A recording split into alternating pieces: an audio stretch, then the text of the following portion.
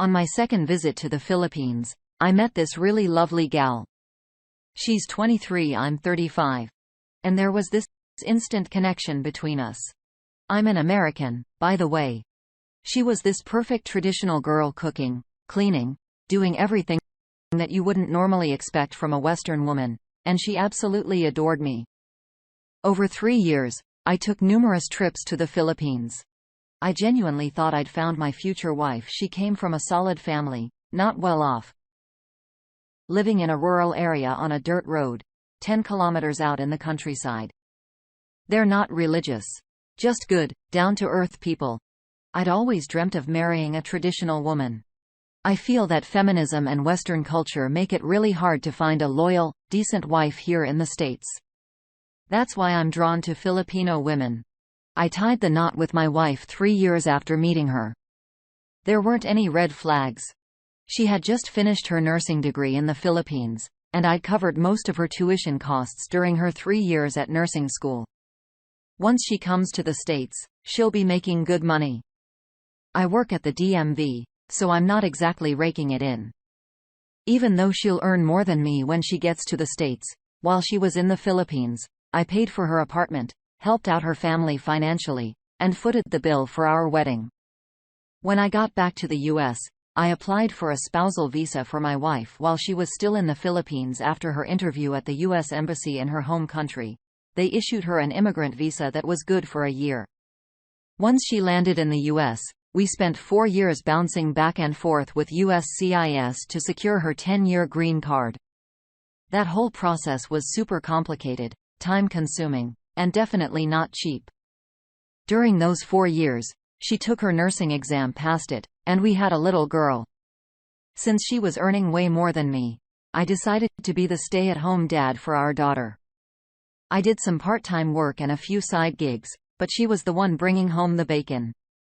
In those 4 years, she was an amazing wife. I didn't see any warning signs. We didn't have any major marital problems during her visa process. But I did start to notice that she was getting pretty into the American lifestyle. It didn't become super obvious until she got her 10-year green card. She knew that once she got that card, the only way I could send her back to her home country was if she committed a serious crime.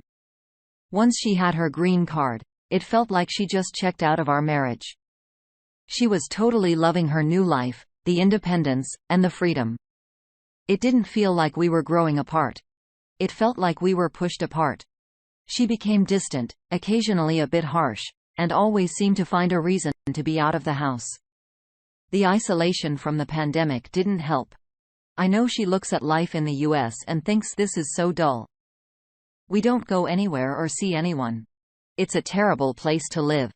She doesn't realize that the pandemic lockdown would be way worse her home country. About 6 months ago, I noticed a shift. She started telling little white lies and going out with coworkers after hours. Suddenly her phone, her paycheck, her bank account, everything was off limits to me. I tried talking to her. I asked her if she wanted something different or if we needed to shake things up. I even went to marriage counseling with her, although she wasn't too thrilled about it.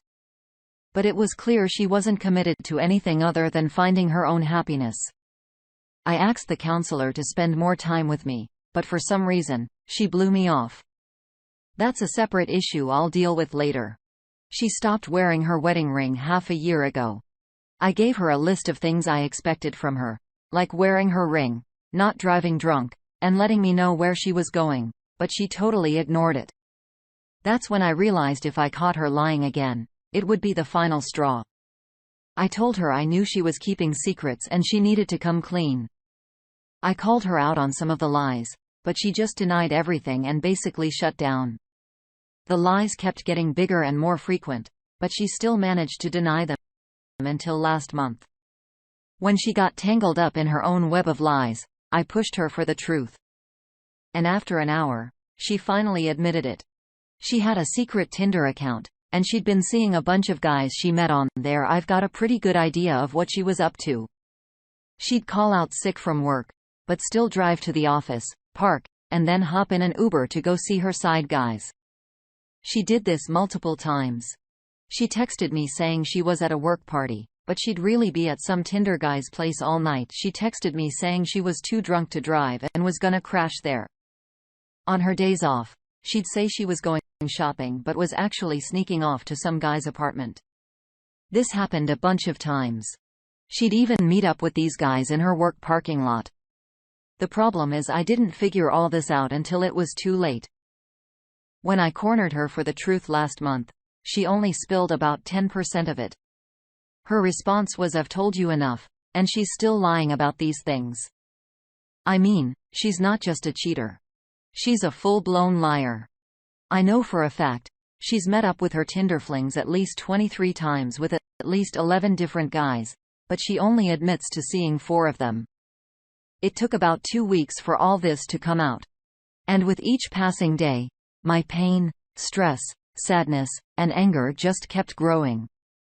It's been 6 weeks since she fessed up, and I'm still only sleeping about 3 hours a night. I've got a pretty good handle on what she was up to. Our little girl is absolutely lovely and so full of joy. She's at that age where she turns everything into a fun game or a wild adventure. She really should have both parents there to keep up with her, guide her growth, and share in the joy of her childhood. But her mom has been missing in action for at least 6 days a week, putting her own desires above everything else. Our girl is really starting to feel the effects. Every day she asks, "Where's mommy? I wanna play with her. Is mommy gonna tuck me in tonight?" And she's starting to act out desperate for attention. It's totally unacceptable that my wife is squandering these precious years of our daughter's life. She's done irreversible harm to our family. I'm the one at home all day every day looking after our daughter while my wife works and has her secret life. Any free time my wife should have spent with our daughter? She instead spent out and about fooling around with random guys and seeking her own pleasure while I was at home meeting our toddler's every need. The pandemic had us cooped up in the house for 6 months, with our only outings being neighborhood strolls, and my solo grocery store runs every 10 days to avoid COVID exposure. My daughter is my #1 concern. All this time, while I've had a toddler hanging on me, I couldn't keep tabs on my wife's nighttime activities. And I couldn't even consider having an affair myself, even if I wanted to. My wife took advantage of the fact that I was tied down at home so she could have her alone time and mess around. She totally disregarded our daughter's needs, instead focusing on her own desires every chance she got. And she did all of this in the middle of a pandemic. She's a nurse, so she knows the risks. She put our family in danger, including our little girl, sleeping around with different men while health experts are advising us to limit contact with people outside our household. She won't talk about what was going through her head when she was leaving our daughter alone and making choices that put us at a high risk for COVID-19. She clearly doesn't have a motherly bone in her body, showing no regard for our daughter's health and welfare. 3 days after my wife confessed to the basics of her actions, I got in touch with a divorce lawyer. She'll be served the papers within a week, September 2020. My wife has no idea what's coming. In her eyes, I've been a picture-perfect husband for the past 5 weeks. She hasn't shown any guilt, regret, or remorse for wrecking me, our marriage, and our daughter's life. In fact, she probably thinks I'm begging for forgiveness since I've been trying to cater to her every need and pamper her. She's mentioned a few times, "I'm hurting. I'm trying to hold it together," but she's still the same. Hiding, lying, and striving for independence. You live and learn, I guess. I feel taken advantage of. She's got her green card. She'll benefit from our marriage. She still has her roster of Tinder flings. Soon, she'll have the absolute freedom she's always wanted, but there's no way in hell I'm letting my daughter be raised by her. Heads up. I've been jotting down everything in a journal since the end of March. It's just a text file, but it's now up to 350 kilobits, and I've recorded everything. I also keep extra copies just in case. Her green card's good for 10 years, and trust me, I know the ins and outs of this thing. I planned, applied, and finished all the immigration stuff, so we'd be set for a lifetime here in the US. She's not gonna lose her green card, Which is a bummer. Unless she commits a serious crime. A U.S. immigrant visa means I promised the U.S. government to pay back the GovD for any public benefits she gets for basically a decade. I signed that with my eyes wide open. I never thought otherwise. And I'm cool with that. The cash I would have spent on health insurance, beauty products, clothes, and whatnot, if we'd stayed married would probably cost more. My lawyer and I have already put together the divorce papers, pointing out my wife's constant absence and her disinterest in our daughter's welfare. We even have written statements from friends and neighbors who've seen me being the round-the-clock parent. So fingers crossed that should give me a leg up in the custody battle. The draft papers already request the court to rule that I keep our daughter's passports. That my wife can't take her out of the country and that she needs my approval to get new passports for our daughter. Got that covered. My daughter's my #1 concern. And if it comes down to paying hefty spousal support or getting custody of my child, I'll happily make that deal. Although my wife doesn't know that. I've glanced over the 180 stuff, not really getting what it's all about, unless it's to help patch things up. I'll look over it again. But this time with the goal of distancing myself. I reckon I'm pretty far into the points already. And for the past 5 weeks, I've been playing the perfect husband. But fixing things ain't happening. There's no way I'm gonna be the guy whose wife is messing around with a ton of Tinder dudes every month. She's dead set against promising that she'll stop doing it. So there's no point in asking for give me a timeline or write no contact letters. Divorce is happening, and that's that. She might turn ugly when she finds out about the divorce. I'm not sure, but my lawyer and I are getting ready. Her go-to move when I try to talk things out is to shut down, but if she switches it up with crying and begging for another chance, I won't bite. She made her bed. There's no going back now. 2 things I gotta do after reading posts here. Set up a doc appointment for a full checkup, including testing for STDs. We were intimate, not often, but during the months she was with other guys, I had no idea, and I need something to help me sleep. I'll grab a voice-activated recorder on my next grocery run. Update. My attorney and I make a good team, and I trust his experience and guidance. But I'm stuck between following my gut and taking his advice. I was all set to spill the beans to my wife's family when she got the divorce papers. Her folks live back in her home country. I filled my lawyer in on my plan, and he was like, "Nah, don't do that. We don't want to look like we're out to get her and mess up any chance of working things out." I get that. But if anyone can knock some sense into my wife, it's her folks. We spent 3 years living in her home country after tying the knot, only about a 10-mile drive from her mom, dad, brother, and sisters. I really dig her family. In fact, they were one of the reasons I chose to marry her. Plus, I think they respect me too. I've been told so many times how much they appreciate me and how well I fit into their world. They're gonna be out for blood. I mean, not literally, I hope. When they hear what she's been up to. I've been down this road before when my wife stepped out of line, and her family set her straight real fast. Leaving her feeling sorry and with a stern warning not to bring shame on the family. That's how it is over there. Family comes first, and I was happy to be a part of that. The divorce papers are gonna be delivered next week. My signature's already on them. Just hanging tight for one more statement from a buddy who can vouch for my bond with my daughter. So I gotta make up my mind in the next few days. Should I break the news to her family, or should I wait till the divorce is all done and dusted, probably 4-5 months from now, like my lawyer suggests, so it doesn't throw a wrench in any negotiations? If I hold off on telling them right now, she likely won't spill the beans right away either. Though she can't keep it under wraps for too long. When she got busted, she told a few of her buddies I cheated on my husband, and she'll probably stick to that story. But it's a whole lot worse than that. She was on Tinder hooking up with at least a dozen random dudes sneaking off to their places when she was supposed to be working, leaving me to take care of our daughter around the clock when she could have been there for her.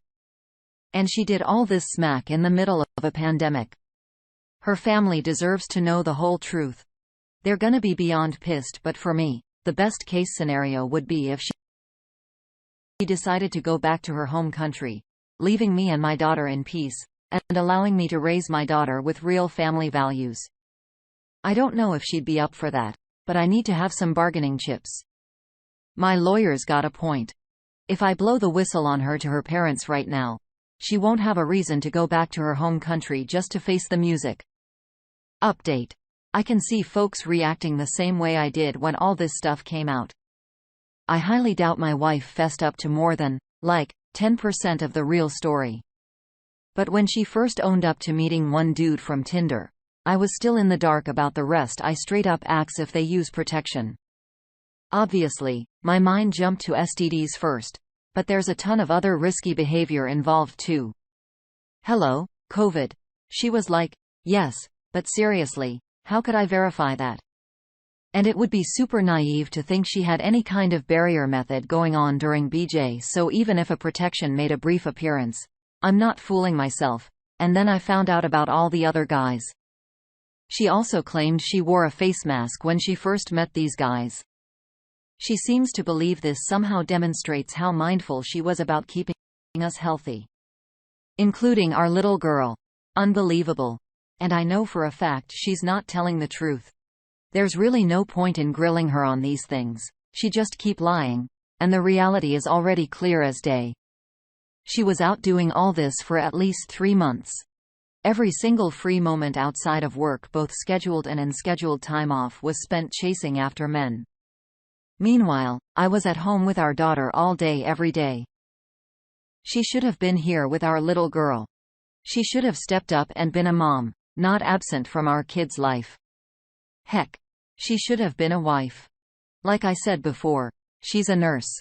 She works in healthcare. She knows better. She should have done everything she could to shield us from the risk of COVID. Nope. There's zero chance I'm thinking about getting back together. The divorce paperwork is already just waiting on one more statement from a witness. Someone who can speak to how much I'm there for my daughter. My lawyer tells me we should be all set to serve her the papers next week. As for the whole 180 inches thing, I've got all my ducks in a row for this divorce. She doesn't have a clue about what's about to hit her. We haven't touched the big bad issue for over a month because she flat out refuses to have that conversation. Naturally, I wanted to know all the gritty details. How, when, why, who, where. I guess that's the usual response when you find out your wife's been messing around. But she's done nothing but lie, manipulate, shift the blame, and completely shut down.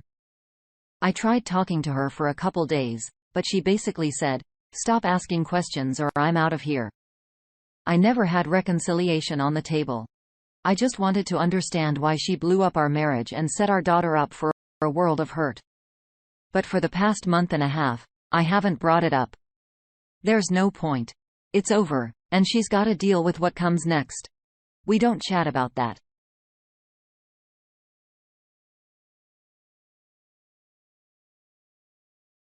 Fires burning while she's out working or whatever. What our daughter got up to today, when she's due for her next bath and so on, I've checked out. I'm already looking forward. The divorce papers will hopefully instruct her to pack her bags in 6 weeks' time. Which feels like a lifetime to me, but the court wants us to be reasonable. Unfortunately, because we share a kid, my soon-to-be ex is going to be a part of my life for a while yet. I'd prefer if she just vanished. So my previous post, the one where I was asking when should I spill the beans to her family, was just me looking for some input and advice based on other people's experiences. Her family, who all live back in her home country, are gonna flip their lids when they hear about this. Should I lay it all out for them next week when she gets served? Or should I hold off like my attorney's suggesting? Of course, that question doesn't impact the divorce if it gets to court. But I think the best outcome I can get in the divorce is through negotiation. My dream outcome is that my wife simply return to her country and leave me and my daughter in peace. My lawyer says if I burn her bridges in her home country, she might have no reason to go back if her parents will put her in the firing squad. The court will never order her to leave the U.S. They will give her spousal support, child custody rights, hopefully at 50%. Order me to pay for her apartment, etc. The best outcome for me is to negotiate the divorce. And my attorney says to keep things even. Don't come across now as mean. On the other hand, I want her family to know the truth, which won't come from her. A couple of folks have been asking me, are you certain she wasn't getting paid for all of this? Honestly, that thought hadn't even crossed my mind until now. I have no clue because she keeps her bank account under tight wraps. I haven't seen her with extra money, but I know she's pretty good at hiding things. Probably at her job. In any case, it wouldn't really change much apart from maybe increasing the STD risk if you ask me. I brought it up with my lawyer, and he didn't think it would make much of a difference either. I live in a state where the reason for divorce doesn't matter. And accepting money from a guy isn't a crime in itself. If I could prove she was selling herself though, it would be a big plus for me in getting full custody of our daughter. But as of now, I don't have any evidence pointing to that. And, yeah, I'd like to understand why she did it too. We talked about loads of stuff before we got married. Her ambitions are life together, her dreams, and my support for her. I also made it crystal clear that if she ever cheated, I would pack my bags, or rather, she'd have to. She remembers that talk. I'm sure. Maybe this is her dramatic way of asking for a divorce. If that's the case, she sure made her point, but it would have been way easier if she just told me she wanted out. Or maybe she tasted the sweet life of freedom here in the US and went off the rails. Coupled with the struggle of adjusting to a new culture, being away from family, trying to fit in and figuring out her emotional state, it seems like she just couldn't handle the pressure. I've spent a good chunk of my life overseas, so I get how culture shock feels. I was always there for her, helping her navigate the ups and downs of moving halfway across the globe, but all of that counts for nothing now considering she's overstepped her boundaries at least 100 times, I'd say. I've tried to decipher the why behind all of this, but I'm not going to dig any further. For the first few days after the bomb dropped, I tried to get her to explain her reasons, but hit a brick wall. She goes silent. If she can't be honest with herself, how can she be straight with me? Let's be clear. Our marriage is done and dusted. The divorce papers will be handed to her next week. Yeah, I get it. I'm not the first guy to be taken for a ride like this. I've read a lot about scams from her country. I've even seen some firsthand. So I know you gotta be on your toes all the time. The thing is, we met face to face, not on the internet. I don't even have social media accounts. I thought our story was one of a kind and we had a solid foundation. I travel for the thrill of it, and I've never been the type to take advantage of women. She shared a lot about her family. And a week after meeting her, I was like, let's do this. I want to see where you're from. This involved a 20-hour journey by ferry and bus, so it wasn't a small decision. What I'm trying to say is that I didn't see any signs of a scam in her. After we tied the knot, we lived in her country for 3 years while I commuted back and forth to the US. My radar was on, but I didn't have any suspicions, and I consciously decided moving to the US was the best for our relationship. And then everything fell apart. Finally, I got a tele-appointment with my doctor. No in-person visits due to the pandemic. I got tested for all possible STDs. It seems my wife at least made one good decision. She picked guys who were disease-free. All my tests came back negative. And there's no sign of COVID in me or our daughter yet, despite my wife's reckless behavior. And I got some sleep aids. For the past 3 nights, I've actually managed to sleep more than 3 hours. We're still in the early stages of the divorce, working on all the paperwork. There always seems to be something that adds a delay of a day or 3. We're waiting on a statement from a family friend to back up my capabilities as a dad. I'm pretty confident the divorce filing will make its way to the court next week, and then my wife will get the papers. My attorney suggested I pack a get-out-quick bag for me and my little girl.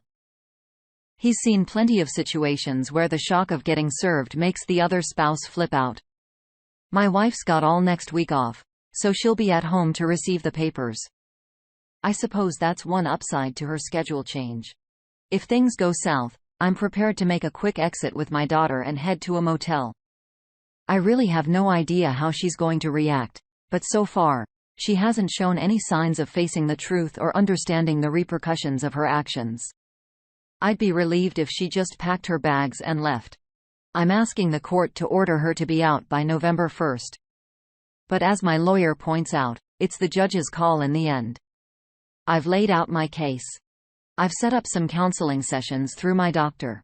I'm in serious need of someone to talk to. That's another downside of this pandemic. I haven't hung out with anyone in over half a year. And I don't have any close friends around. This has been hard on my daughter too, but she's so young that she doesn't understand what normal life is supposed to be. Just found out my wife's been messing around with other guys for the past year. I've had this hunch for a few months now. She's been telling strange little fibs. She's been all over her phone like a hawk. And even during our intimate moments, things have just felt weird. But I finally busted her. Her sister didn't log out of her Facebook Messenger on my phone. What I discovered in their chats completely floored me, thank goodness. There were no pictures, but the way she was chatting about these dudes, it made my skin crawl. It's not even just one guy. From the year's worth of messages with her sis, it looks like she's been sleeping with at least 3 or 4 guys. I've got a hunch. It's more though. One of them was a regular fling for 3 months while I was away, though she apparently doesn't talk to him anymore. Most recently, she hooked up with some guy at a hotel a couple weeks back. I reached out to a good buddy of mine, and he suggested I take some time to process my emotions before confronting her. But I'm not sure I can do that. When I look at her, I just feel this void, her touch, her hugs. They only fuel this deep-seated anger and resentment. I'm basically numb. She was my first serious love, and we've been together for 3 years, but I just don't think I can keep going. I feel caged in my own home. Before I logged out of her sister's account, I took a load of screenshots and stashed them somewhere she'd never think to look. Update: so like I said earlier, my wife has been playing around behind my back for the past year. As far as I know, I was planning to keep it on the down low till October because she's an essential witness for a court case I'm involved in, but man, it was killing me on the inside. I had a chat with my dad about it and he made a pretty solid point. She'd already given a sworn written statement about what went down, so I figured it was about time to face her.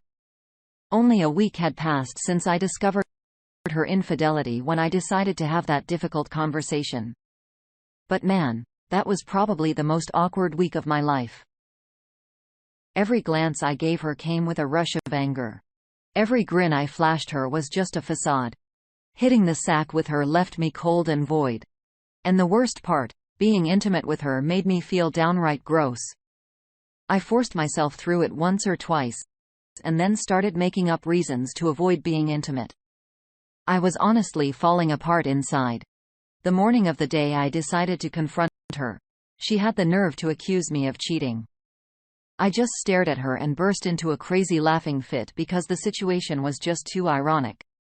It probably didn't help my case, but I stepped out of the house for a good 45 minutes to make some calls.